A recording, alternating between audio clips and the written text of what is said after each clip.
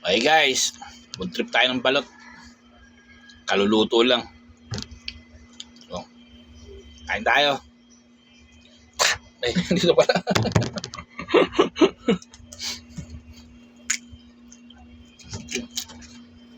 Balot ang gusto ko eh.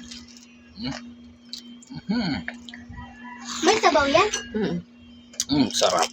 Ako guys, nagpupikit po ako ng lugaw. Tapos lalagyan ng suka. Suka na may pipino. Yum, yum, yum. Ito yung nga dito ba ako? Ayan. Tinan mo lang.